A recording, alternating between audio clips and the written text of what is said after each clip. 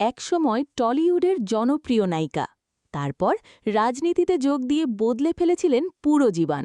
কিন্তু এখন আবার সবকিছু বদলে যাচ্ছে।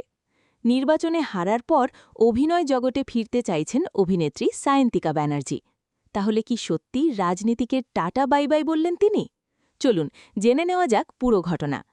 রাজনীতিতে আসার পর থেকেই অভিনয় থেকে অনেকটাই দূরে সরে গিয়েছিলেন সায়ন্তিকা। লোকসভা নির্বাচনের সময় বরাননগরের উপনির্বাচনে জিতে বিধায়কও হয়েছিলেন অভিনেত্রী। কিন্তু ২৬-এর বিধানসভা নির্বাচনে বিজেপির সজল ঘোষের কাছে হারতে হয় তাকে। আর তারপর থেকেই যেন অনেক কিছু বদলে যায়। শুধু সায়ন্তিকাই নন, তৃণমূলের আরও কয়েকজন তারকা প্রার্থীর হার তাদের জীবনেও বড় পরিবর্তন এনে দিয়েছে। নির্বাচনের ফল প্রকাশের পরই সায়ন্তিকার ফেসবুক কভার ফটো বদলে যায়। যেখানে এতদিন রাজনৈতিক ছবি ছিল, সেখানে এখন দেখা যাচ্ছে তার মাচা শোয়ের ছবি।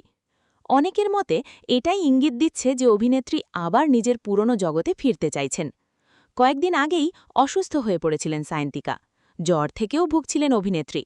তবে সুস্থ হতেই আবার জিমে ফিরেছেন তিনি। নিজের ইনস্টাগ্রাম স্টোরিতে জিম করার ছবিও শেয়ার করেছেন অভিনেত্রী। সেখানে হ্যাশট্যাগ দিয়ে লিখেছেন রিকাভারি। সম্প্রতি এক সাক্ষাৎকারে সায়ন্তিকা স্পষ্ট জানিয়েছেন তিনি আবার অভিনয় ফিরতে চান।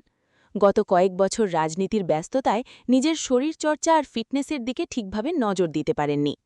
ওজনও বেড়েছে অভিনেত্রীর। তাই এবার আবার নিজেকে ক্যামেরার সামনে দাঁড়ানোর জন্য প্রস্তুত করতে চান তিনি। সায়ন্তিকার কথায়, আমার আসল পেশা অভিনয়, এবার সেটাতেই মন দিতে চাই। সায়ন্তিকা ব্যানার্জি ক্যারিয়ার শুরু করেছিলেন রিয়ালিটি শো দিয়ে। তারপর একের পর এক হিট সিনেমায় অভিনয় করেন, যেমন হিরোগিরি, পাওয়ার, কেলোর কীর্তি, অভিমান এবং আরও অনেক ছবিতে। বাংলাদেশের সিনেমাতেও কাজ করেছেন অভিনেত্রী। শাকিব খানের সঙ্গেও স্ক্রিন শেয়ার করেছিলেন তিনি। এখন দেখার সায়ন্তিকার এই কামব্যাক জার্নি আবার তাকে আগের জনপ্রিয়তা ফিরিয়ে দিতে পারে কিনা।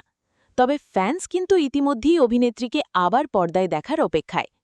আপনি কি আবার সিনেমায় সায়ন্তিকাকে দেখতে চান? কমেন্টে অবশ্যই জানান। ভিডিও ভালো লাগলে লাইক, শেয়ার আর সাবস্ক্রাইব করতে ভুলবেন না আরও টলিউড আপডেটসের জন্য।